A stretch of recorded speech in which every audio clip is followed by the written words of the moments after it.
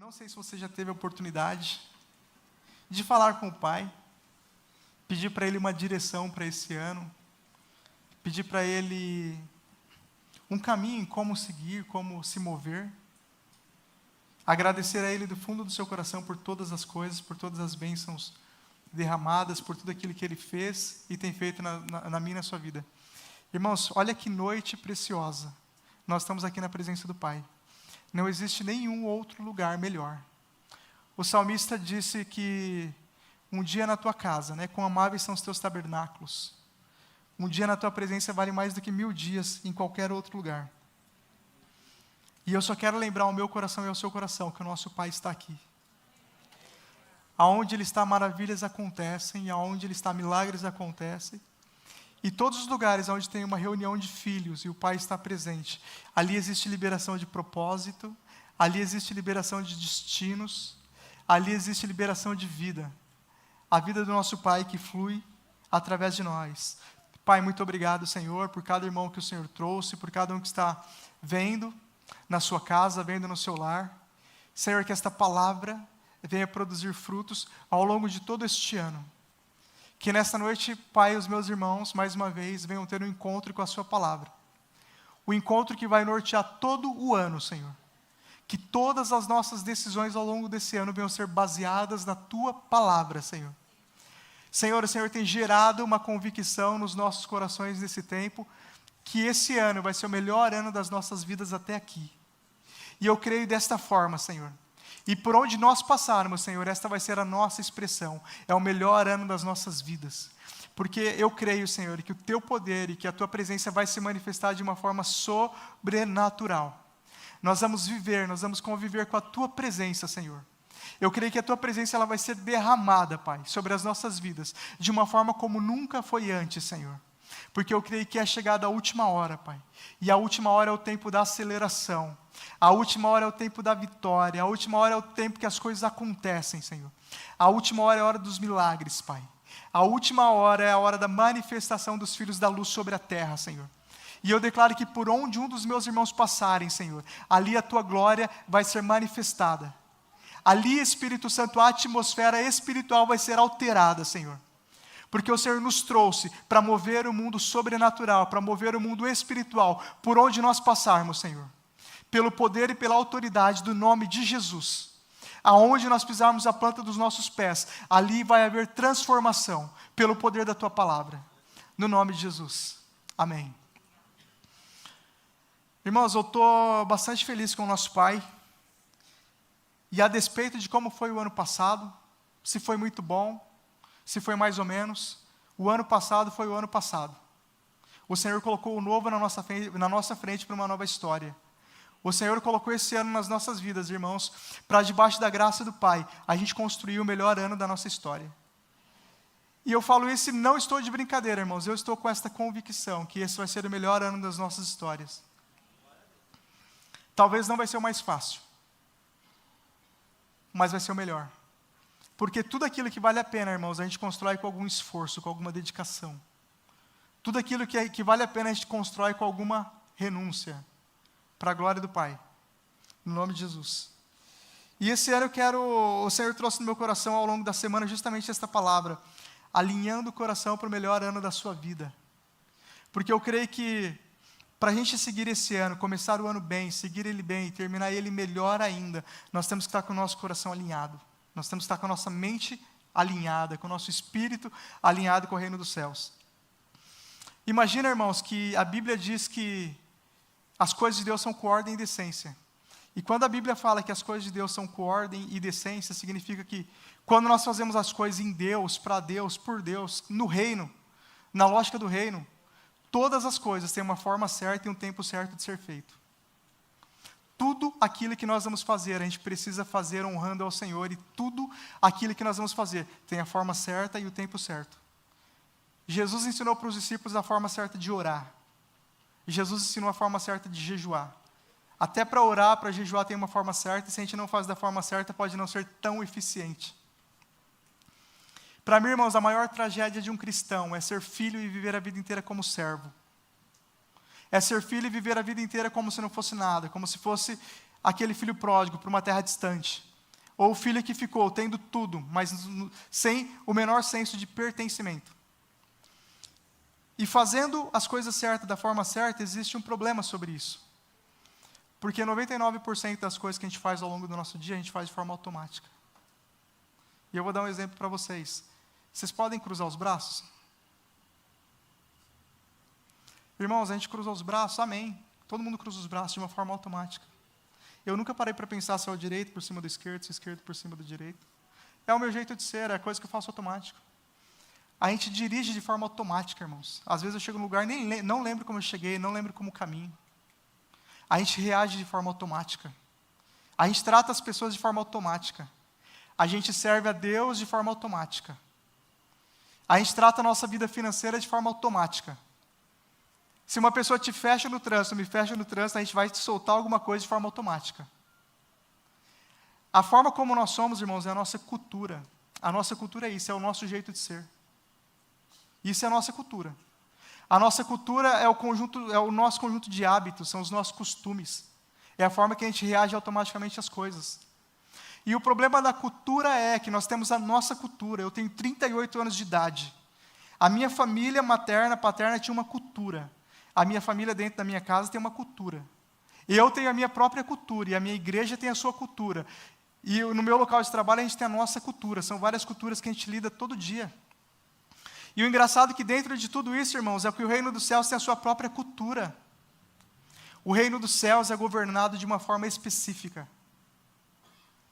E veja que quando a gente age, quando eu ajo, todos os dias, 90% do que eu faço é de forma automática. A forma que eu seguro minhas mãos, a forma que às vezes eu seguro o microfone, a Bíblia, tudo que eu faço de forma automática. Eu não paro para pensar.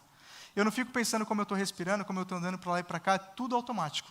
E se eu ajo conforme a minha cultura, todos os dias, e se a minha cultura ela não está alinhada com a cultura do reino, significa que boa parte das coisas que eu faço durante o dia, eu faço segundo o homem carnal e não segundo o homem espiritual.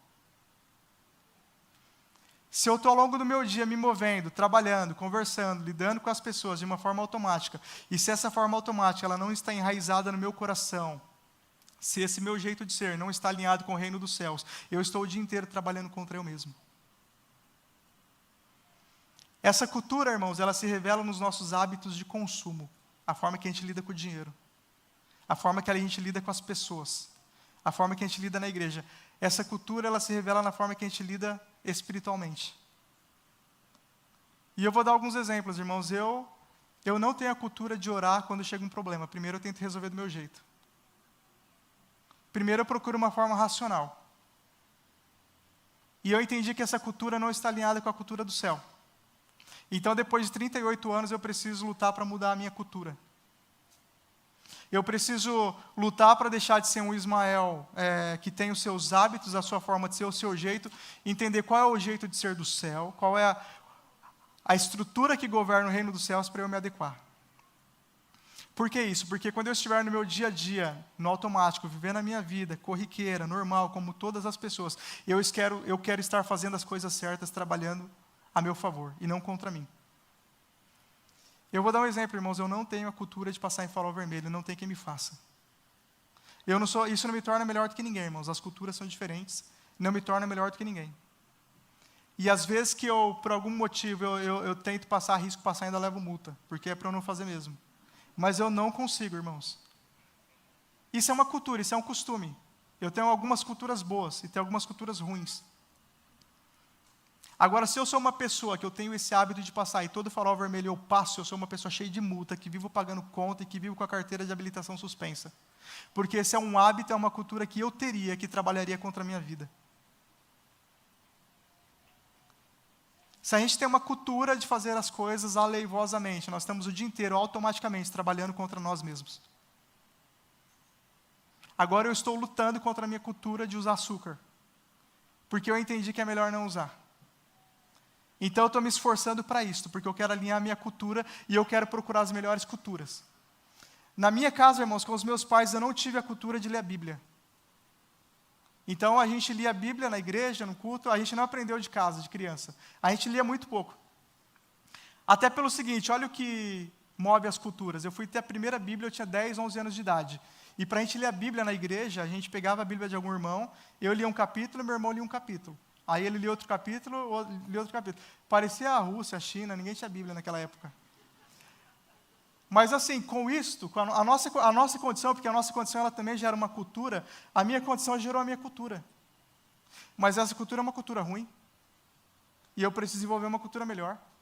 Então agora, depois de mais velho, eu estou pagando o preço para desenvolver essa cultura na minha casa, junto com as minhas filhas. E pelo 3º ano seguido, nós estamos lutando para ler a Bíblia inteira em família. E não é fácil você mudar uma cultura que você tem. Não é fácil você mudar um costume, o seu jeito de ser, os seus hábitos. Mas quando você alinha a sua cultura com a cultura do céu, significa que no seu dia a dia, sem pensar, você está trabalhando a seu favor, você está vivendo uma vida alinhada com o reino dos céus. Quando eu casei, aprendi outras culturas com a minha esposa, culturas maravilhosas. Eu não tinha cultura, por exemplo, irmãos, de ler, não gostava. Aí eu entendi que era um bom hábito, que era uma boa cultura, que se eu aprendesse a fazer isso corriqueiramente, se eu começasse a fazer isso no automático, a minha vida seria melhor. E aí eu comecei me esforçando, no primeiro ano li 4 livros, depois 13 livros, depois tem alguns anos que a gente lê entre 20, 30, 40 livros por ano, e ainda não desenvolvi a cultura, a gente ainda se esforça para isso. A gente precisa lá pagar o preço para desenvolver uma boa cultura. Porque quando a gente desenvolve uma boa cultura, a gente roda automaticamente de uma forma em benefício próprio. Tem pessoas que têm uma cultura de vício, uma cultura emocional errada. Tem pessoas que têm uma cultura espiritual errada, como eu falei, e uma cultura financeira errada. E todo esse conjunto de culturas, irmãos, que trabalha por nós, quando a gente não está se vigiando, se policiando, é o que vai determinar o nosso futuro, o nosso destino. Ismael não é Deus? Deus, a sua palavra e o poder do Espírito Santo, a maior obra que faz a nossa vida é mudar a nossa cultura à luz da cultura do reino. Isso se chama transformação de caráter. Isso se chama o novo homem, a nova mulher, uma nova criatura. Eu sou uma nova criatura quando eu abro mão da minha cultura, quando eu entendo que os meus costumes, os meus hábitos não são os melhores. Existe algo melhor à luz da Bíblia que eu preciso seguir, e é disso que nós vamos falar hoje. Porque a forma que nós estamos agindo, irmãos, quando nós não estamos pensando, não estamos nos policiando, ou está construindo algo a nosso favor, ou está destruindo algo a nosso favor. Eu vou citar alguns exemplos de homens de Deus, pessoas da Bíblia, que eram cheios do Espírito Santo. Mas não se deixaram trabalhar na sua cultura, nos seus costumes, nos seus hábitos. E foram levados à decadência por causa disso. Um deles, a Bíblia diz, e o Espírito do Senhor retirou-se de Saul. Saul foi o mesmo homem, ele foi rei que antecedeu Davi. Ele tinha o mesmo Espírito do Senhor, o mesmo Espírito Santo que estava sobre Saul, estava sobre Davi. Davi foi honrado, foi um servo do Senhor, foi um adorador, foi um profeta, foi um levita, foi tudo. Saul teve o Espírito retirado de si. E o que fez a diferença na vida dos dois? Um não deixou o Espírito Santo trabalhar no seu coração e mudar o seu caráter. E se aperfeiçoar. Um entendeu que do jeito que estava bom. Não preciso mudar, não preciso melhorar, não tem nada demais. E eu tenho a convicção, irmãos, que nós vamos construir esse ano, o melhor ano das nossas vidas, porque nós vamos construir juntos a melhor cultura para nós.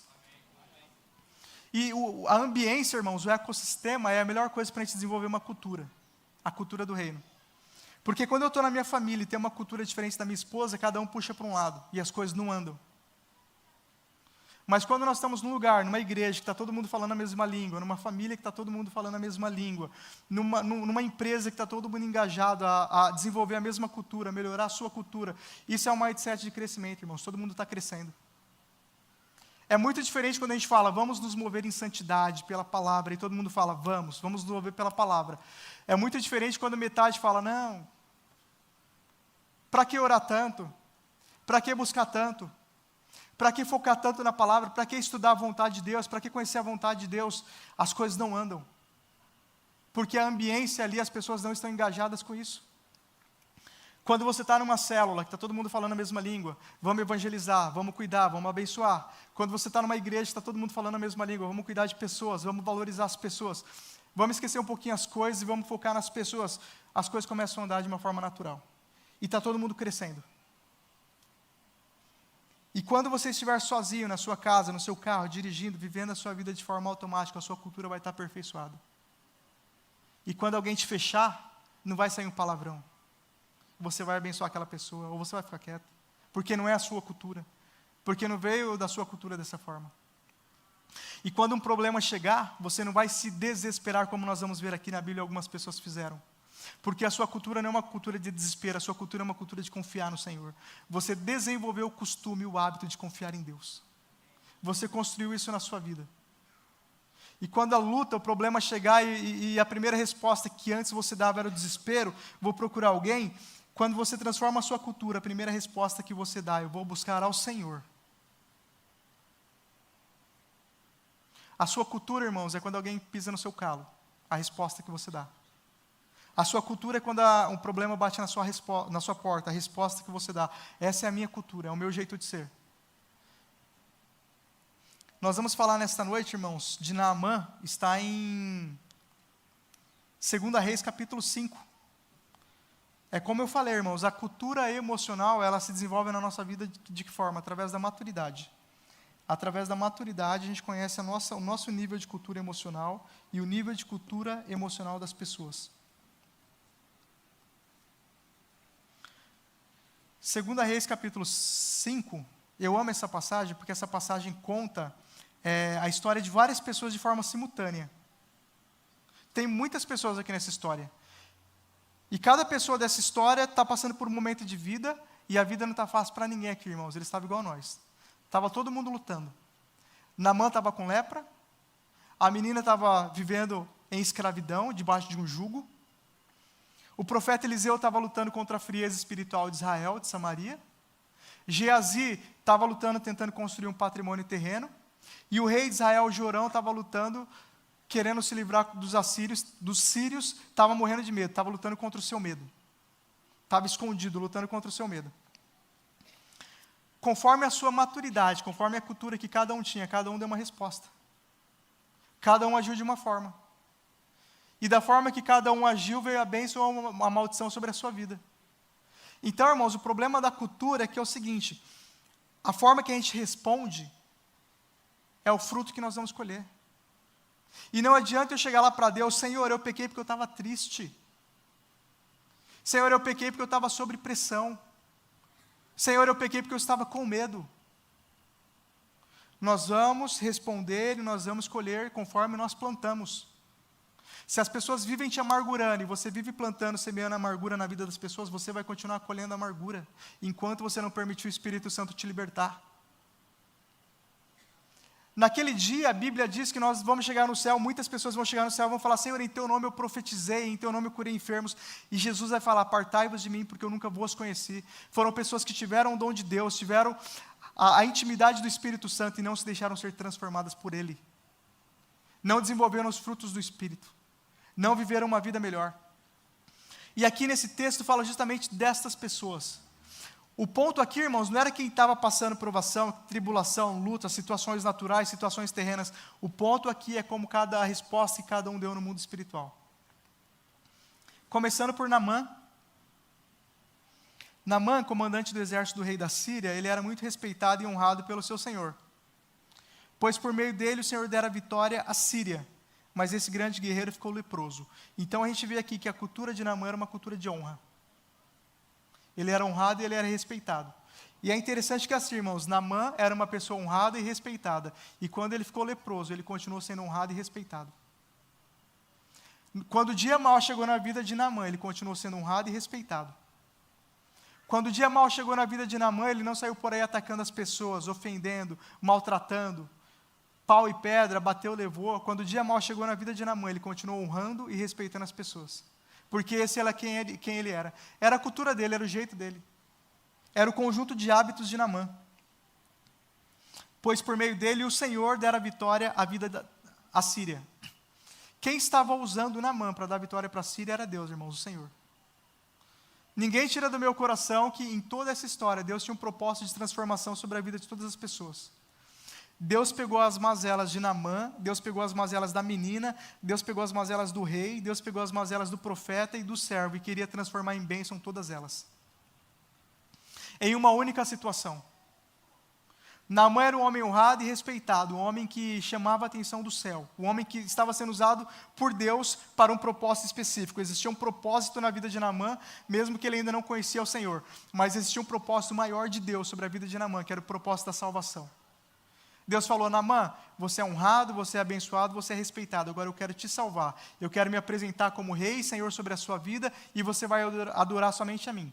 A história de Naamã aqui, ela termina dessa forma. O propósito de Deus era muito maior do que todas as situações.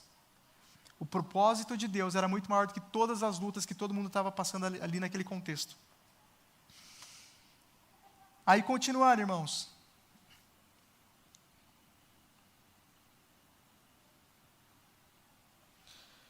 Ora, as tropas da Síria haviam atacado Israel e levado cativo uma menina que passou a servir a mulher de Naamã. Agora entra a história da menina.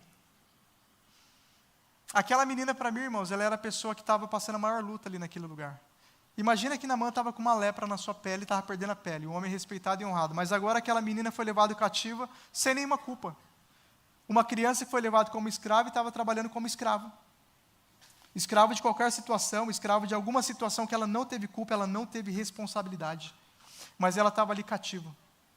E agora a resposta que ela dá diante de uma situação. Ela passou a servir a mulher de Naamã, então essa menina ela servia a esposa de Naamã.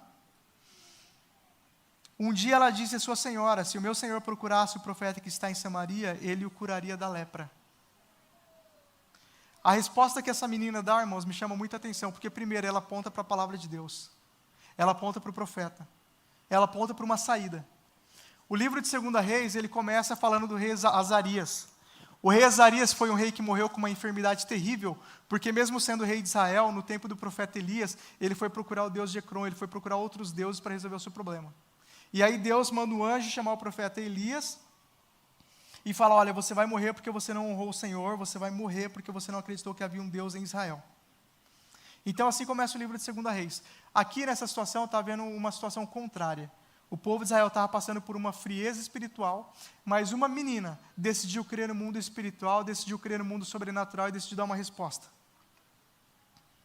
Às vezes a sua família inteira, irmãos, ou a minha família inteira está passando por uma frieza espiritual, por uma situação de frieza espiritual. Às vezes muitas pessoas desanimaram. Mas assim como essa menina, a resposta que a gente dá precisa apontar para aquilo que a gente crê. O rei de Israel não tinha fé que o Deus de Israel ia tomar providência. O rei de Israel não acreditava que ali havia um profeta, um homem de Deus que ia fazer alguma coisa, mas aquela menina acreditou, porque era a cultura dela acreditar. Porque eu tenho para mim que ela cresceu numa ambiência profética. Eu tenho para mim que ela viu milagres e agora estava testemunhando sobre milagres. E agora estava falando: tem um profeta lá que ele vai orar e o milagre vai acontecer. Essa era aquela menina. E o segundo ponto, irmãos, é a maturidade espiritual dessa menina, a cultura emocional e a cultura sentimental dessa menina. Essa menina, nesse contexto, ela tinha todos os direitos do mundo para estar completamente ofendida. Ela tinha todos os direitos do mundo para desejar o pior, para desejar o mal para Naamã e para toda a sua família. Essa menina, ela tinha todas as razões do mundo para querer que Naamã fosse para o inferno. Ainda assim, no momento, no dia que ela teve a oportunidade de fazer o bem, ela fez o bem. No dia que ela teve a oportunidade de abençoar alguém, ela abençoou alguém.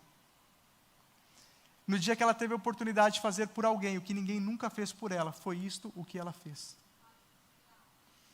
A bênção de Deus, irmãos, na nossa vida, o melhor de Deus na nossa vida ao longo desse ano, talvez ele passe por você ter que fazer por alguém aquilo que ninguém nunca fez por você.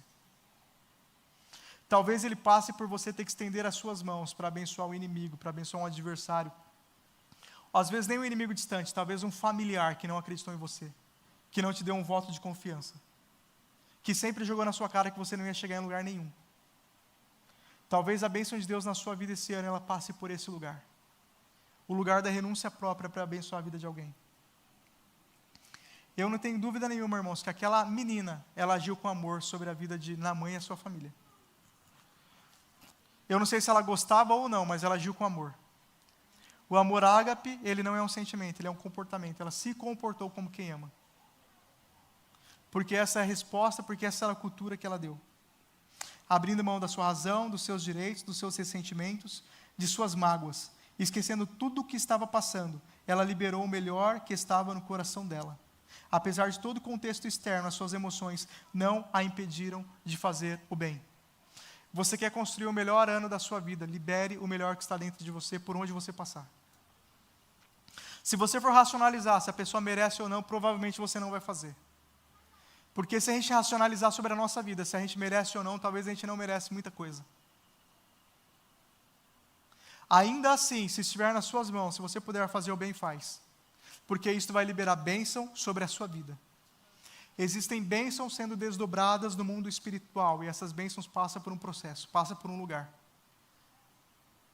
E esse lugar, ele envolve a resposta que eu e que você damos. E provavelmente essa resposta, em muitas situações, elas vão ser automáticas. Às vezes a gente nem sabe que nós estamos dando respostas. Às vezes você nem sabe que quando você oferece uma carona pela sua generosidade, pela sua cultura de generosidade, você está dando uma resposta para o céu, que o céu vai responder. Às vezes você nem sabe que quando você abre mão de algo para você mesmo, para abençoar uma pessoa que precisa mais, que às vezes até nem merece, mas precisa mais do que você, e isso está gerando um movimento no céu. Nós vamos entender, irmãos, que uma lepra, a necessidade de Naamã, a resposta dessa menina, tinha potencial de abençoar toda a nação de Israel. Ia resolver o problema de toda a nação de Israel. A nação de Israel estava em guerra com a Síria. Não estava em guerra nesse momento, mas se a gente pegar o capítulo 6, ali logo à frente já entra em guerra. A ação desta menina sobre a vida de Naamã, e depois do profeta curando Naamã, tinha o potencial de gerar paz entre Israel e Síria. Tinha potencial de resolver o problema de todo mundo. A resposta que ela deu, apesar do contexto. Tiago 4, capítulo 7, a Bíblia diz: quem sabe que pode fazer o bem e não faz, comete pecado. A Bíblia não diz quem faz o bem para aquele que merece, a Bíblia não diz aquele que faz o bem para os seus amigos. Aquele que sabe que pode fazer o bem e não faz, comete pecado. Se você sabe que pode fazer o bem e não faz, se eu sei que eu posso fazer o bem para alguém e não faço, eu cometo pecado. Mateus 18, 3. A não ser que vocês se convertam e se tornem como crianças, jamais entrarão no reino dos céus. Irmãos, a inocência que essa criança teve, ela não racionalizou, ela não politizou, ela não pensou estrategicamente, e se eu ajudar ele agora, talvez lá ele pode me ajudar. Ou então ela não fez uma proposta indecente para ele, me dá ouro, me dá prata, me dá minha liberdade, que eu posso propor a resposta para o seu problema, a solução para o seu problema. Aquela criança simplesmente pegou o melhor que ela tinha e deu. Ela abençoou aquele homem, ela abençoou aquele servo de Deus. Lucas 6,45, a Bíblia diz: o homem bom tira coisas boas do bom tesouro que está no seu coração. Isso significa, o homem bom age de forma boa, segundo a boa cultura que ele tem.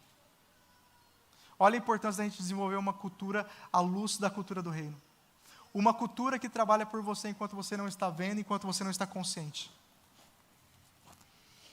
Isso é o que diz a palavra de Deus. A dor e o passado da menina não a paralisaram e não a impediram de fazer o bem.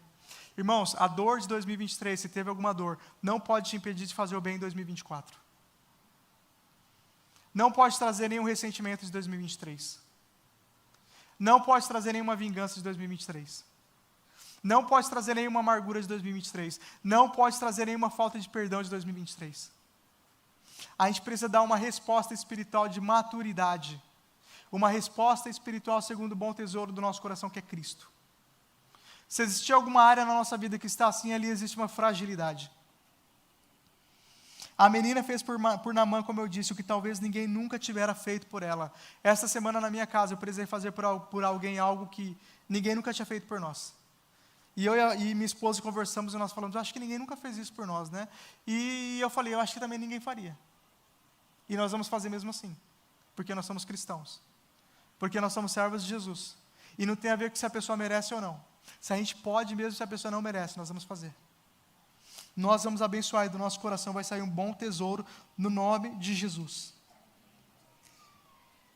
O milagre da menina passou por facilitar a vida de Naamã. Talvez o melhor de Deus na nossa vida durante esse ano vai passar por facilitar a vida das pessoas. A abençoar a vida das pessoas, lavar os pés das pessoas, servir as pessoas, sem nenhum interesse diferente, sem nenhum interesse, sem nenhuma intenção escusa disso. O milagre de Deus na sua vida esse ano, a bênção de Deus vai passar por servir alguém, por abençoar a vida de alguém. Assim como dessa menina passou por facilitar a vida de Naamã. Você quer o bem de Deus na sua vida esse ano, torne a vida de alguém mais fácil. Torne a vida de alguém mais confortável, um pouquinho melhor. É aquilo que o pastor sempre fala: dorme menos para que outros durmam mais, come menos para que outros comam mais. A bênção de Deus na nossa vida vai passar por isso, irmãos. Talvez ainda esta semana, você vai ser desafiado a fazer isso para alguém.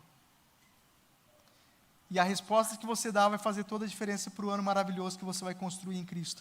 Por isso que eu falei, irmãos, o ano vai ser bom, mas talvez não vai ser fácil. Porque construir todas estas coisas aqui não é muito comum não, irmãos.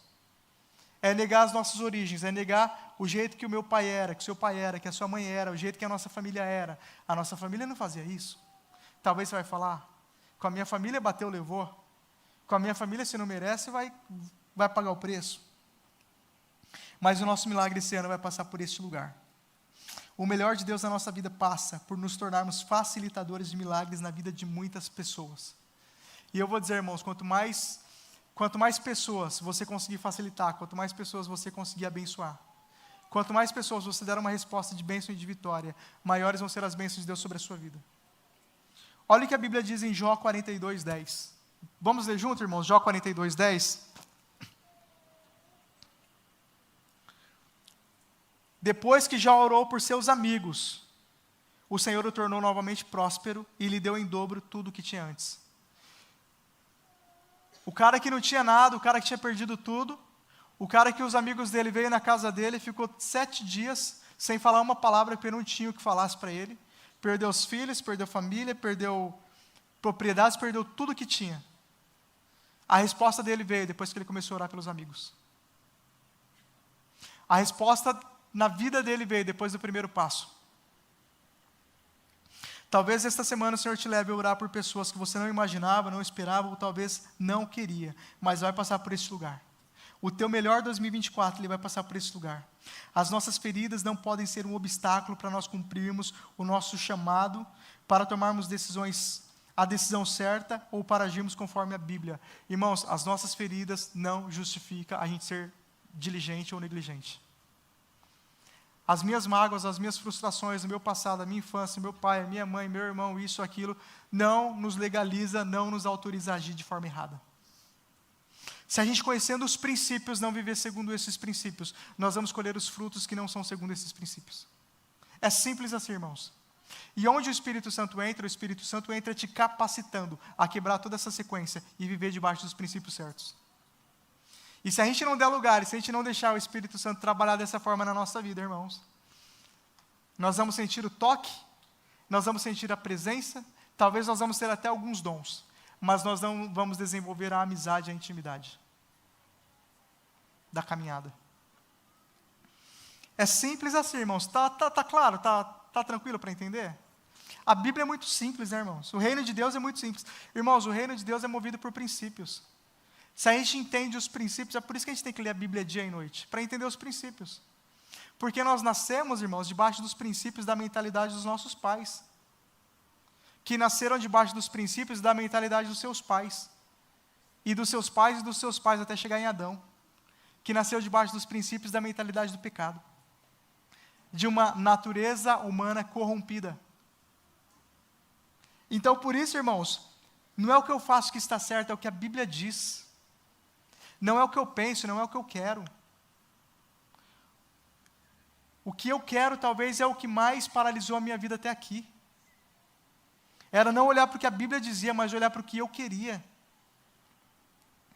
Mas continuando aqui, irmãos, e eu tenho esta convicção e nós temos vivido isso. Existem muitas pessoas que passam pelas nossas vidas como Naamã. Todos os dias eu e você encontramos pessoas como Naamã. Todos os dias eu e você encontramos pessoas precisando de um abraço, de uma conversa, de um conselho. Aonde nós passarmos, irmãos, talvez você tenha um Naamã dentro da sua casa, no meio da sua família, precisando de um milagre, mas às vezes nós estamos focados demais nos nossos problemas, preocupados demais com as nossas lutas, ou ofendidos demais para sermos uma resposta de Deus na vida de alguém. Eu comecei falando, irmãos, que ali estava todo mundo com problema, porque estava todo mundo com problema. Se aquela menina que estava ali estivesse olhando só para os seus problemas, só pela sua escravidão, só para a sua servidão, ela nunca ia ser uma resposta de Deus na vida de Naamã. Irmãos, tem horas que a gente precisa esquecer um pouquinho dos nossos problemas e ajudar alguém a fazer alguma coisa. Enquanto a gente valorizar o nosso problema, exaltar o nosso problema, adorar o nosso problema, falar o quão grande o gigante é, o quão bonito o gigante é, nós nunca vamos vencê-lo. Existem pessoas que idolatram os seus problemas. Problema na nossa vida, irmãos, é para resolver, virar a página e continuar. E se não resolver, ora, coloca na mão dos pais, fala, Senhor, me dá graça, me dá sabedoria e vamos continuar. Você quer saber como seus problemas se resolvem rapidinho? Deixa ele embora. Abre mão dos seus problemas. Tem pessoas que são viciadas em problemas. Tem pessoas que os problemas não vão embora porque ela não abre mão. Existe uma dependência emocional. Nós estamos falando hoje aqui da nossa cultura emocional. Nós estamos falando da nossa maturidade emocional. Tem pessoas que não deixam os problemas ir embora, porque aquele seu problema é a única coisa que te liga com uma pessoa querida, com uma pessoa do passado, com isso, com aquilo. Abre mão dos seus problemas, confia em Deus. Enquanto o exército de Israel estava olhando para o gigante, admirando quão grande o gigante Golias era, eles ficaram paralisados 40 dias, apreciando o gigante. Que gigante, gigante. Davi chegou lá e falou, não quero saber de gigante, eu quero saber do Senhor dos Exércitos. Vamos cortar a cabeça do gigante e vamos seguir a nossa vida. Tira o foco do problema. Confia em Deus. Apresenta para o Senhor. Se é insolúvel, apresenta para o Senhor. Fala, Senhor, ou dá uma saída, ou resolve, ou me dá uma estratégia. E ou o seu pai vai resolver, ou vai te dar uma estratégia. Nós vamos ver aqui no final a situação de Geazi. Geazi tinha um problema. E ao invés dele confiar no pai dele, ele foi querer pôr a mão naquilo que não era dele para resolver o problema. Quando a gente reage ao problema de uma forma impulsiva, de uma forma imatura, a gente gera um problema maior ainda. Vê lá se a gente não atrair maldição para a nossa vida. Deixa o problema embora, irmão. Se é para ser resolvido, vai ser resolvido. Deixa embora o problema, no nome de Jesus.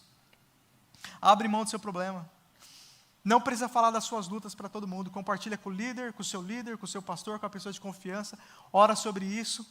E deixa embora e fala, Senhor, agora eu quero focar na solução, na resposta. Eu quero a resposta, a resposta, a resposta. Não quero saber do problema, eu quero saber da resposta.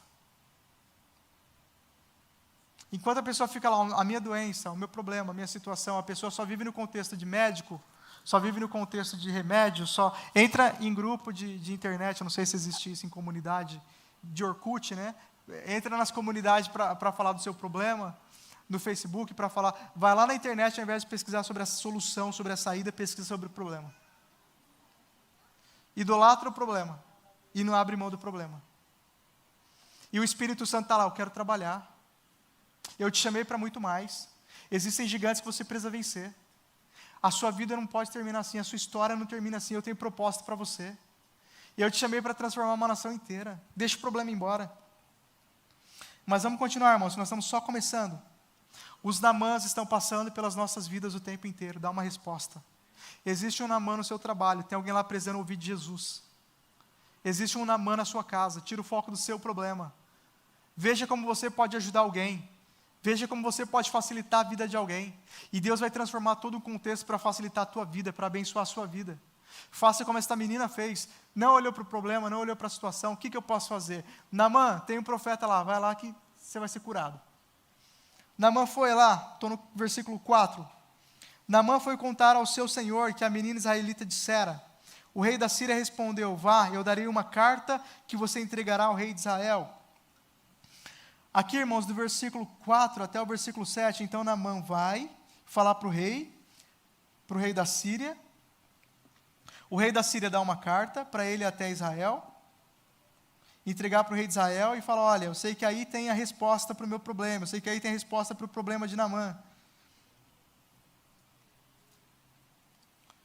Assim, já vou continuar aqui, irmãos, deixa eu só me voltar ao arquivo aqui, que ele corre de vez em quando. Mas eu não vou pôr o foco no meu problema, não. Se ele não voltar, nós vamos sem.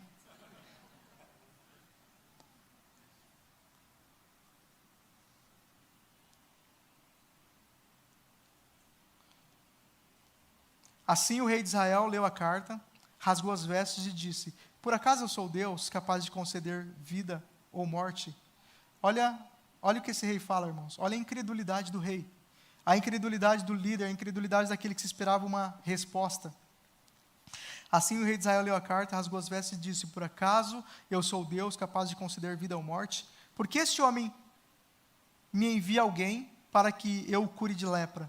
Vejam como ele procura um motivo para se desentender comigo. O problema das pessoas, irmãos, que não estão emocionalmente amadurecidas, o problema das pessoas que não desenvolveram uma cultura emocional, é que Em todo lugar onde há uma oportunidade, essa pessoa enxerga problemas.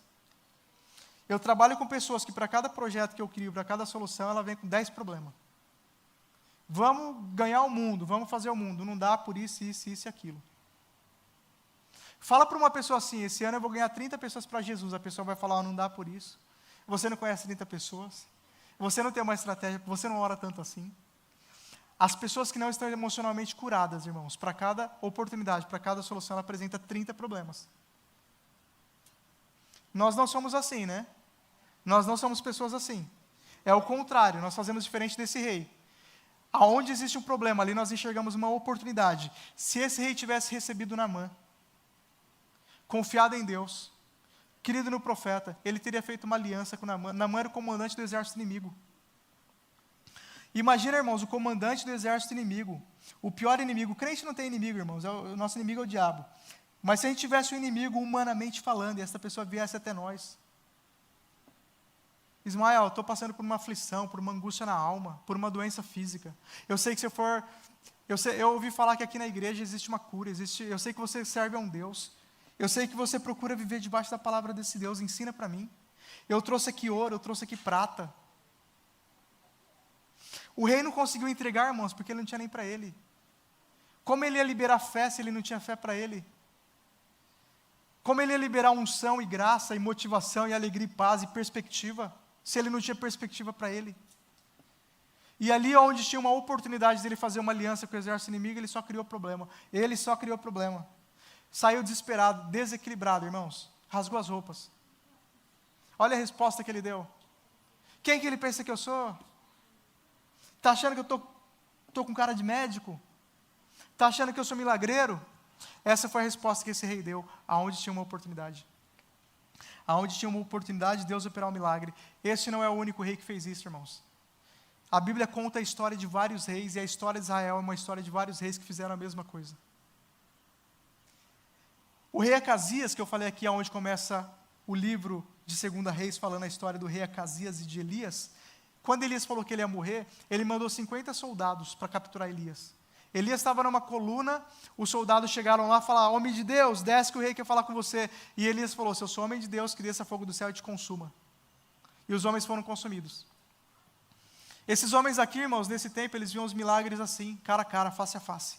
Eles viam cair fogo do céu e matando as pessoas. Esse rei aqui, irmãos, eles eram igual eu e você. Eles viam todos os dias milagres. Pessoas sendo curadas, pessoas sendo transformadas. As pessoas tendo um caráter aperfeiçoado. Eles viam eu e você sendo uma pessoa melhor a cada dia. E mesmo assim, irmãos, eles decidiram não crer. Todos esses homens que eu estou falando viviam numa ambiência de milagre. Eles viveram com os maiores profetas da Bíblia. Elias, que foi um profeta aqui, que foi o discipulador de Eliseu, 2 capítulos atrás, ele foi levado para o céu numa carruagem de fogo. Agora está esse rei aqui falando, eu sou santo e milagreiro? Que esse homem vem aqui para mim procurando cura? Ele estava tão tomado, ele estava tão emocionalmente exausto, que ele não entendeu o que Deus estava movendo. Ele não viu os sinais de Deus. Ele não viu Deus construindo oportunidades no meio dos problemas. Existe um problema na sua vida, aí existe uma oportunidade do milagre. Não me interessa qual área, irmãos. Não me interessa qual é a situação. Se existe um problema na sua vida, aí existe uma oportunidade de um milagre extraordinário. E vou falar mais, quanto mais grave, quanto pior o problema, maior vai ser o agir de Deus. Porque é assim que o nosso Deus se move. É assim que o nosso Deus se move. Da mesma forma que foi esse rei, foi o rei Saul. Saul, ele foi um rei muito similar, muito semelhante.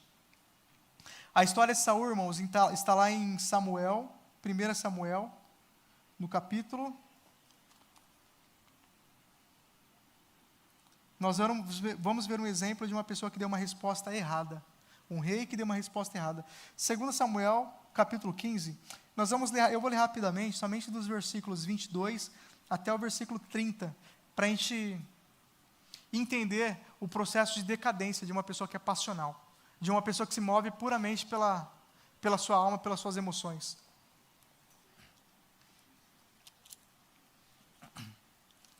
Bom, vou lendo ali, irmão, 2 Samuel, capítulo 2, aliás, 2 Samuel, capítulo 15, nos versículos que eu falei, né, do 22 ao 30. Samuel, porém, respondeu: acaso tem o Senhor tanto prazer em holocaustos e em sacrifícios, quanto em que se obedeça a sua palavra? A obediência é melhor do que o sacrifício. Só entendendo a situação, irmãos. Deus mandou Saul contra os amalequitas, e Deus mandou Saul acabar com todos os amalequitas, com os animais, com tudo que tinha. Saul vai lá, deixa o rei dos amalequitas, deixa as ovelhas e os bois. Saul, um homem passional. Saul tinha o Espírito Santo na vida. Mas Saul se movia pela cobiça. Saul se movia pela honra própria. Saul aqui, ele estava movido, irmãos, por aquilo que ele queria, pelo seu próprio interesse, e não pela palavra. Saul estava se movendo pela sua cultura e não pelo seu espírito. E a sua cultura era uma cultura corrompida. Que se obedeça a sua palavra, a obediência é melhor do que o sacrifício, porque ele estava em desobediência. A submissão é melhor do que a gordura de carneiros. Pois a rebeldia é como o pecado de feitiçaria e a arrogância é como o mal da idolatria. Só dando um pausa aqui, irmãos. A rebeldia é como o pecado de feitiçaria, e ele estava em rebeldia contra o Senhor. A arrogância é como o mal da idolatria. A arrogância, irmãos, é uma questão emocional. A arrogância é uma resposta que nós damos diante dos problemas. A arrogância é como a gente se defende das situações da vida. E o Senhor está falando ali, a arrogância é como o mal da idolatria. Se alguém te atacar, se alguém te ofender, responda com humildade, com graça, não com arrogância. Abre mão da arrogância. Deixa a arrogância embora no nome de Jesus. O Espírito Santo, ele nos capacita a ser transformados contra a arrogância. Continuando. Assim como você rejeitou a palavra do Senhor, ele o rejeitou como rei. O homem que tinha o Espírito Santo rejeitou a palavra e foi rejeitado. Aí Saul disse: pequei, disse Saul, eu violei a ordem do Senhor e as instruções que tu me deste. Tive medo dos soldados e os atendi. Saul era o rei e estava com medo dos soldados. Agora eu te imploro, perdoa o meu pecado e volta comigo para que eu adore o Senhor. E continuando, Samuel contudo lhe disse: não voltarei com você. Está acabando, irmãos. Volte, você rejeitou a palavra do Senhor e o Senhor o rejeitou como rei de Israel. Quando Samuel se virou para sair, Saul rasgou-lhe a barra do manto. O mesmo comportamento do rei Jorão. O rei Jorão rasgou as próprias vestes. Aqui, Saul também descontrolado, rasgou a barra do manto de Samuel. Descontrolado, emocionalmente abalado. Samuel lhe disse: o Senhor rasgou de você hoje o reino de Israel. E o entregou a alguém que é melhor do que você. Aquele que é a glória de Israel não mente nem se arrepende, pois não é homem para se arrepender. Saul repetiu: pequei, agora honra-me perante as autoridades. O cara acabou de pecar contra Deus. Deus falou: vou tirar o reino das suas mãos. Ele está preocupado com a honra própria. Ao invés de ele se preocupar em tocar o coração de Deus, em se reconciliar, em se alinhar com Deus, em alinhar o seu coração, alinhar o seu espírito, ele estava preocupado: o que vão falar de mim? E a minha reputação? Para onde vai a minha reputação? Ele colocou a reputação dele acima dos princípios dele. Volta comigo para que eu possa adorar o Senhor, o teu Deus. Foi o 30? Somente até aí. E assim Samuel voltou com ele. Samuel voltou com ele, depois disso Samuel foi para Ramá e nunca mais eles se viram. Aqui está um homem que tinha o Espírito Santo e deu uma resposta descontrolada. E em 2 Samuel, no próximo capítulo, no versículo 16, no verso 14, se não me falha a memória, diz: o Espírito Santo se retirou de Saul. Está ali, ó. O Espírito do Senhor se retirou de Saul. Saul tinha o Espírito do Senhor? Tinha.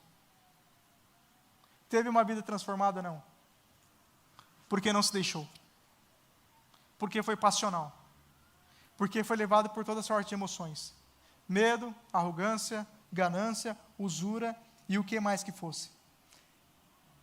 Voltando aqui, irmãos, para a palavra, para 2 Reis capítulo 5. Quando Eliseu, o homem de Deus, soube que o rei de Israel havia rasgado as suas vestes, mandou-lhe a mensagem. Então Eliseu manda o homem de Deus ir até ele. Não atende o homem de Deus, mas manda uma mensagem: vai se lavar no Jordão, mergulha 7 vezes. Naamã foi lá, mergulhou 7 vezes no Jordão. Na 7ª vez ele foi curado da lepra. Eu falei que Deus queria, através daquela lepra, mover o melhor na vida de Naamã, na vida da menina, na vida do rei, do profeta de Geazi. Agora o profeta, por causa do gesto daquela menina, ou melhor, Naamã, o general, ele está voltando para sua casa, ele já era honrado, ele já era abençoado, ele pede um punhado de terra para Eliseu, para ele honrar, para ele adorar, e ele fala para Eliseu: Eliseu, a partir de hoje eu só vou adorar o Senhor. Trazendo para os para os dias de hoje. É como se ele tivesse um encontro com Deus, como se ele tivesse se convertido, como se ele tivesse entregado para Jesus, só ia honrar o Senhor, e agora ele estava com a pele, que era a única necessidade que ele tinha, o único milagre que ele precisava, ele estava igual criança. Naamã recebeu a bênção dele, irmãos. Aqui ele está voltando para casa com a bênção dele. Porque aquela menina deu uma resposta, porque ele deu uma resposta, e porque ele decidiu confiar. Agora, Naamã também vai viver o melhor tempo da sua vida. Salvo e como uma criança. Mas tem mais uma pessoa aqui nessa história, irmãos. Geazi, o servo do profeta. O que Geazi tem a ver com essa história? Nada. Geazi não tem nada a ver com essa história. Geazi era o servo do profeta, irmãos. Ele era o ajudante de Eliseu. Ele estava com Eliseu na maioria dos milagres. Geazi, ele não foi levado escravo, ele não era menina. Geazi, ele não tinha os dons que Eliseu tinha. Naamã não foi falar com Geazi. Ninguém procurou Geazi. Geazi não tinha nada a ver com essa história. Se ele tivesse ficado quietinho no canto dele, no tempo certo ele ia receber a bênção dele. Geazi, ele estava cheio de necessidades, de preocupações. Geazi, ele também era um homem emocionado. Ele queria muita coisa, ele queria muita propriedade, ele queria muita bênção, ele queria muita terra. Geazi tinha muitos sonhos, muita perspectiva. Mas essa história não era dele. Essa história não envolvia ele. Geazi, ele não pagou o preço que Eliseu pagou para andar com Elias e para ser cheio do Espírito Santo. Geazi não orou, Geazi não jejuou. Geazi não era o rei de Israel. Geazi era simplesmente o servo do profeta. De novo, irmãos, para ficar bem claro, Geazi não tinha nada a ver com essa história. Mas Naamã oferece ouro e prata para Eliseu. E Eliseu recusa, pelas suas motivações, seja ela qual for. Eliseu fala, não quero. E Naamã volta para sua casa com o seu ouro e com a sua prata. Algumas pessoas dizem que provavelmente Naamã, por ser muito justo, ia recompensar aquela menina. Quando Naamã chegasse em casa curada, aquela menina ia receber a bênção dela. Ia ser tratada como filha, porque Naamã era honrado e justo. Ele queria retribuir ao rei de Israel, que não tinha nada a ver com a história. Ele queria retribuir ao profeta. Naamã era uma pessoa boa de coração, nas suas atitudes aqui nesse contexto. Ele poderia ou não retribuir a vida daquela menina. Mas vamos ver aonde Geazi entra. Eliseu despede Naamã, e quando Naamã já estava a certa distância, Geazi, servo de Eliseu, o homem de Deus, pensou, meu senhor foi bom demais para Naamã. Olha esse pensamento, olha o cara maquinando mal. Ele foi bom demais para Naamã que ele era meu, não aceitando o que ele lhe ofereceu. Juro pelo nome do Senhor que correrei atrás dele para ver se ganha alguma coisa. De novo, irmãos, ele não tinha nada a ver com essa história. O que ele queria ganhar aqui? A gente precisa entender, irmãos, que tem histórias que não são nossas. Tem momentos que nós somos usados como canal de Deus para abençoar as pessoas. A gente vai aprender a identificar isso aqui. Porque esse ano vai ser o melhor ano da nossa vida. Sabe como vai ser o melhor ano da nossa vida, irmãos? Nós não vamos tocar em nada que não é nosso. Nós não vamos tocar em nada que não é nosso. Nem de uma forma pequena, nem de uma forma grande. Esse homem aqui, Geazi, irmãos, um dos 5 personagens dessa história, ele atrai para a vida dele uma maldição tão terrível, por causa dessa atitude. Juro pelo nome do Senhor que correrei atrás dele para ver se ganha alguma coisa. Então Geazi correu para alcançar Naamã, que vendo se aproximar, desceu da carruagem para encontrá-lo e perguntou, está tudo bem? E Geazi respondeu, sim, tudo bem. Mas o meu senhor enviou-me para dizer que 2 jovens, discípulos dos profetas, acabaram de chegar vindos dos montes de Efraim. Por favor, dê-lhe 35 quilos de prata e 2 mudas de roupas finais. Ele desenvolveu um plano mirabolante. Ele desenvolveu uma história ninja aqui, para conseguir algum benefício numa história que não era dele. Mentiu para todo mundo, irmãos, foi completamente desonesto. Ele foi completamente desonesto. Honestidade, irmãos, ela significa a ausência de engano. Por que eu estou falando de honestidade? A ausência de engano, irmãos, onde há mentira, meias verdades ou omissão, não pode haver plano de Deus em nossas vidas.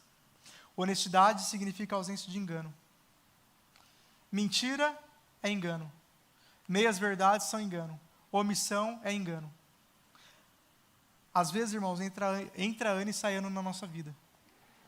E às vezes a gente acha que, ao invés de... Parece que todo mundo anda para frente. E ao invés de atrair bênção, parece que a gente está atraindo maldição. Porque a gente não entendeu que às vezes nós estamos vivendo uma vida de engano. Não estou falando uma vida de engano grande. Ninguém está assaltando o banco. Estou falando uma vida de pequenas desonestidades. Eu estou falando pequenas omissões. Irmãos, na sequência nós vamos ver ali que o profeta de Deus, ele fala para Geazi, Geazi, aonde você estava? E Geazi vai falar assim, não fui em lugar nenhum, mentiu de novo. E Eliseu vai falar, por acaso meu espírito não foi com o seu? Quando aquele homem desceu da carruagem, eu não estava lá em espírito? Eu não vi o que aconteceu? Mas tem um versículo aqui que me chama a atenção, irmãos. É o 26. Olha o que o profeta fala. Mas Eliseu lhe disse, você acha que eu não estava com você em espírito quando o homem desceu da carruagem para encontrar-se com você? Este não era o momento de aceitar pratas, nem roupas, nem de cobiçar olivais, vinhas, ovelhas, bois, servos e servas.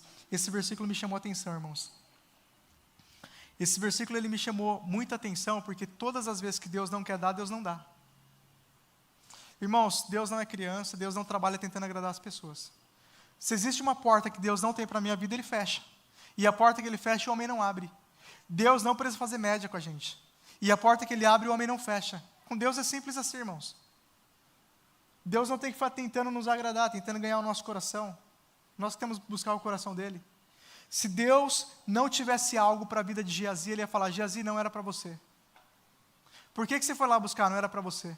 O profeta fala, Geazi, esse não era o tempo. Se a minha filha que tem 12 anos me pedir um carro, eu não vou falar para ela, não vou te dar nunca. Eu vou falar, esse não é o tempo. Eu tenho convicção, irmãos, que tudo aquilo que estava no coração de Geazi, que Geazi queria, Deus queria dar. O que indica quando não é o tempo de Deus para a nossa vida? Para mim, duas situações. Ou o coração não está alinhado no propósito, ou a gente não tem maturidade espiritual e emocional para receber. Irmãos, todos os dias eu peço coisas para Deus que eu não recebo. E para mim fica claro que ou meu coração está desalinhado no propósito, ou eu estou enganando eu mesmo, mentindo para mim mesmo, achando que eu estou num propósito, estou em outro. As minhas motivações estão erradas, ou eu não tenho maturidade para aquilo que eu estou pedindo. Não significa que Deus não vai dar. Não significa que Deus não vai operar. Não significa que o nosso Deus, irmãos, Ele não se importa com os teus sonhos, com os teus projetos. Quando Eliseu fala que não era o tempo de você aceitar pratas nem roupas, de cobiçar olivais, vinhas, ovelhas, bois e servos, eu entendo que era isso que estava no coração de Geazi. Mas Geazi, nesse momento, ele não tinha maturidade para receber todas estas coisas. A prova disso é que ele fez um plano mirabolante para enganar alguém. Se a bênção, se aquilo que você acha que é a bênção de Deus passa por enganar alguém, por omitir, por não ser transparente, por não ser desonesto, não é a bênção de Deus para a sua vida, não é o tempo. É simples assim, irmãos, nós vamos construir o melhor ano da nossa vida. E eu comecei falando, nós não vamos pôr a mão em nada que é nosso, essa bênção não era de Geazi. Esse não era o tempo. Deus poderia fazer por ele muito mais do que todas estas coisas. Deus poderia dar o dobro para Geazi. Talvez em outro tempo, em outro momento, tudo isso aqui seria dele. Mas naquele momento, o momento era maturidade espiritual, crescimento espiritual, foco na palavra, foco em Deus. Para Geazi se alimentar, se amadurecer, crescer, ganhar maturidade, ele era jovem. Esse menino aqui, irmãos, Geazi, ele é aquele menino que quando o profeta Eliseu pergunta, a Sunamita precisa de alguma coisa? E ele fala, ela não tem filho. O profeta ora, Deus dá um filho para ela. Ele estava lá. Quando o filho da Sunamita morre, Eliseu fala, Geazi, pega o meu cajado e coloca na face dele. Geazi colocou o cajado na face dele, ele não ressuscitou. Eliseu foi lá, orou e o menino ressuscitou. Geazi estava lá. Quando tinha morte na panela, Eliseu manda o povo colocar farinha, a morte cessa, Geazi estava lá. A primeira multiplicação, uma das primeiras multiplicações de pães e peixes da Bíblia, Geazi estava lá. Eliseu tinha lá um alimento, orou e Deus multiplicou e serviu todo mundo. Ele viu a cura de Deus, ele viu a provisão de Deus, ele viu a criatividade de Deus, ele viu a grandeza de Deus. Mas não esperou o tempo de Deus. E quis pôr a mão naquilo que não era dele. E eu aprendi, irmãos, a duras penas, que todas as vezes que tem algo, uma oportunidade passando na minha cara, mas que eu preciso quebrar algum princípio, que eu preciso agir com engano, aquilo não é meu. Ou não é o tempo. É simples assim. Você vai viver o melhor ano da sua vida. Você vai construir a sua história, a sua vida, a sua família, a sua casa, sobre um alicerce inabalável que é Cristo. De uma forma completamente simples, irmãos. De uma forma completamente simples. Desenvolvendo uma cultura para na hora certa você dar a resposta certa para o céu. Negando a si mesmo, vencendo a si mesmo, crucificando a si mesmo. Crucificar a si mesmo é isso, é vencer a sua própria cultura, o seu próprio jeito. O meu próprio jeito de dar uma resposta. O jeito de Geazi, a cultura de Geazi traiu ele, sabotou a vida dele. Acabou com a história dele. Depois dessa situação, olha o que acontece. Por isto a lepra de Naamã atingirá você e seus descendentes para sempre. Irmãos, ele não estragou a história dele, ele estragou a história da descendência dele. Ele estragou a história dos filhos dele. Ele estragou a história de toda a família. Então Geazi saiu da sua presença, da presença de Eliseu, já leproso. Geazi tinha sonhos e perspectivas. Eu nunca vi na Bíblia Deus censurando sonhos e perspectivas quando as pessoas iam falar com ele. Jesus não censurou sonhos. Jesus ressignificou, Jesus trouxe propósito. Quando as pessoas falavam, mestre, quem vai ser o grande? Jesus não falou, não é para ter negócio de grandeza. Mestre, quem vai ser bom? Quem vai reinar? Porque Deus deixou para nós o governo. O que Deus faz para nós, irmãos, Ele quer desenvolver o propósito certo no meu e no seu coração e a maturidade certa. Para a gente receber a bênção dEle e tratar a bênção dEle da forma correta. Nesse caso aqui, Deus não queria censurar Geazi. Deus se importava com o que estava no coração de Geazi. Em todo esse plano de Deus para cada pessoa do texto, acima, vivesse o melhor, o único que atraiu para si uma prova que não era sua e não viveu o melhor foi Geazi. Deus criou um plano e falou no mesmo plano dentro de uma necessidade. Eu vou abençoar Naamã, vou abençoar a menina, vou abençoar Israel, vou abençoar o rei, vou abençoar o profeta. E depois eu vejo a história de Geazi, mas vou abençoar ele também, porque eu também tenho bênção para ele. Pela resposta que Geazi deu, pela forma que ele agiu. Foi o único que atraiu a maldição aqui nesse texto. Por isto, e não viveu o melhor foi Geazi, homem que viu vários milagres. Conhecia o poder de Deus, mas se deixou ser sabotado por um coração desalinhado, assim como o de Saul. Por isso que eu falei, alinhando o coração para viver o melhor ano da sua vida. Eu quero te convidar, irmãos, a alinhar o seu coração para esse tempo. Deixa eu falar uma coisa para você. Se você não crê, a minha fé no que Deus vai fazer na sua vida vai te levantar. Eu creio por mim e por você. Eu creio por mim e por você. Quando eu falei de ambiência, quando eu falei de você estar no lugar certo, e de crer junto com as pessoas, é porque é justamente isso. Não sei se todos os discípulos que estavam no barco tinham fé, mas Jesus estava lá. E Jesus operou o milagre. Se você estiver no barco certo, com as pessoas certas, a fé do seu irmão vai te engajar. A fé do seu irmão vai te contagiar. E eu declaro, irmãos, que você vai viver o melhor de Deus. Se você continuar nesta casa, se você se posicionar em Deus, se você decidir no seu coração, você vai crescer junto e você vai viver o melhor ano da sua vida. Nesse contexto aqui, irmãos, não sei se vocês repararam, não tem diabo, não tem Satanás, não tem luta, não tem gigante, não tem isso, não tem aquilo. Nesse contexto ali tinha homens, mulheres e crianças lutando contra si mesmo para viver o melhor de Deus. Eu quero te convidar nesta noite a dar uma resposta ao Senhor. Já falei, nós não vamos olhar para o passado, eu quero convidar os amigos do louvor para nos ajudar nesse tempo. Com aquele louvor, então, louve. Aquele poporri ali. Mas, eu não posso fazer por você. Eu só posso crer por você.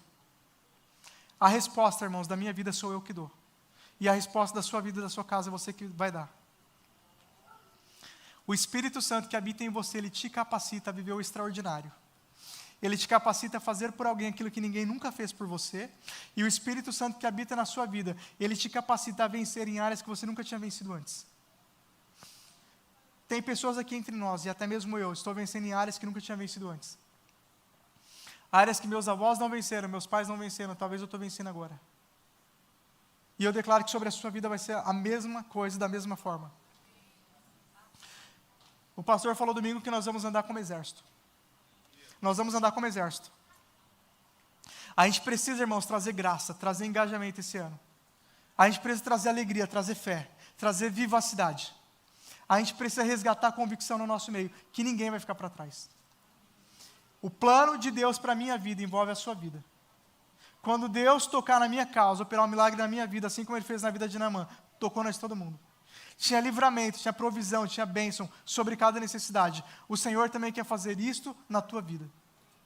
Eu quero te convidar nesta noite a falar com o Pai, se comprometer com Ele, que comigo você não me deve nada, nenhuma satisfação, você não me deve a minha aceitação, a minha aprovação. Saul queria agradar os homens, Davi queria tocar o coração de Deus. Se compromete com Deus hoje, a viver o extraordinário dEle. Fala para Ele: Senhor, me revela o céu. Senhor, me revela o que os olhos nunca viram, os meus olhos nunca viram. Senhor, me revela o Teu melhor sobre toda a terra por onde eu passar. Senhor, faz por mim aquilo que ninguém nunca fez também. Porque aquela menina ia receber de Deus o que ninguém podia fazer por ela. Naamã recebeu de Deus o que o homem não podia fazer por ele.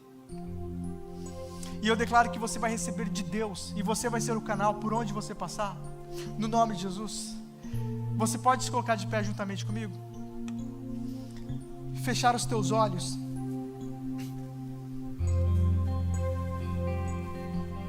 E ouvir a voz do Pai. Sobre quais pilares você vai construir a sua casa esse ano? Sobre qual trilho você vai construir a sua vida esse ano? Quais as respostas que você vai dar para o Senhor esse ano? Qual é a cultura que você quer desenvolver no reino esse ano? Qual é a cultura que você precisa desenvolver no reino esse ano? Qual é a sua cultura? Quais são o seu conjunto de hábitos que você precisa vencer no nome de Jesus? Que você precisa vencer no nome de Jesus. Amigos, esse ano não pode ser o mesmo. Tem vitórias que precisam romper esse ano. Tem barreiras que precisam cair esse ano. Tem gigantes que vão cair esse ano na sua vida no nome de Jesus. Talvez o ano passado você deixou ele desmaiado. Esse ano era de matar esses gigantes. Existem áreas na sua vida que Deus vai te capacitar a nunca mais repetir o mesmo erro. Existem áreas na sua vida que Deus vai te capacitar a vencer definitivamente. Você nunca mais vai lutar contra este hábito. Porque o Deus de Abraão, de Isaac e de Jacó, aquele que liberta, Ele está aqui. O Deus de Eliseu, o Deus que curou a lepra de Naamã, o Deus que mudou a história de todas estas pessoas, é o mesmo que está aqui. Ele é o teu Pai, Ele está na casa, e Ele te diz: filho, eu estou aqui. Eu vim para operar, eu vim para trabalhar no teu coração, eu vim para fazer aquilo que o homem não pode fazer. Eu quero te atrair na minha presença, eu quero te levar às minhas regiões. Eu quero te esconder no recôndito do meu tabernáculo, porque no recôndito do meu tabernáculo ninguém pode te tocar. No recôndito do meu tabernáculo o mal não te alcança, as situações não alcançam, os prazeres desse mundo não alcançam. No recôndito do meu tabernáculo o teu passado não te alcança, as situações que te impediam de te achegar não te alcançam mais.